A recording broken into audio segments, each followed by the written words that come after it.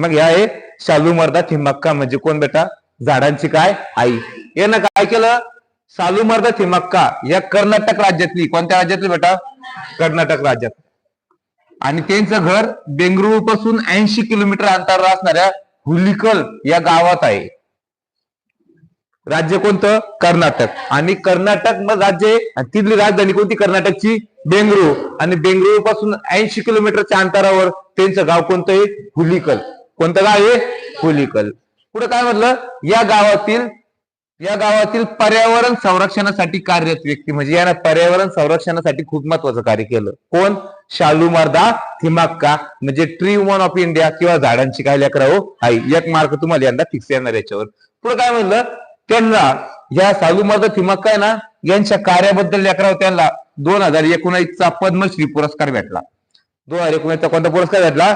पद्मश्री. आणि त्यांचा जन्म झाला होता 30 जून 1911 त्यांचा जन्म कधी झाला होता? 30 जून 1911. आणि त्यांचा मृत्यू नुकताच म्हणजे आता 3-4 दिवसापूर्वी म्हणजे 14 नोव्हेंबर 2025 झाला. आणि असे टोटल एकूण त्या 114 वर्ष जगले. किती वर्ष जगल्या त्या? 114 वर्ष जगल्या. मग त्याच्यामुळे रिसेंटली त्यांचं निधन झालं. म्हणून तुम्हाला यंदाच्या पोलीस भरतीत हा फिक्स मार्क येणार किंवा कंबाईन असो, एमपीएससी असो किंवा राज्यसेवा असो, कुठं ना कुठं त्याच्यावर एक मार्क फिक्स येणार. का? ट्री वुमन ऑफ इंडिया म्हणून कोण लावलं जातं? काऊन का त्यांचं कार्यालय मान आहे. आणि त्याला 2019ला कोणता पुरस्कार भेटेल? पद्मश्री पुरस्कार भेटेल. कोणता भेटेल? पद्मश्री पुरस्कार. त्यानं काय केलं? त्यांच्या रामनगर जिल्हा, आता बेंगळुरू मग त्यांचा जिल्हा आहे तिथे कोणता? रामनगर जिल्हा.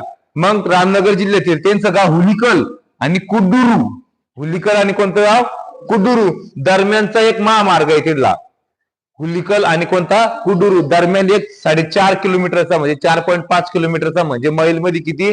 2.8 लांबीच्या रस्त्याच्या महामार्गावर त्यानं लेकराऊ 385 वडाची झाडे लावली. किती झाडे लावली? 385.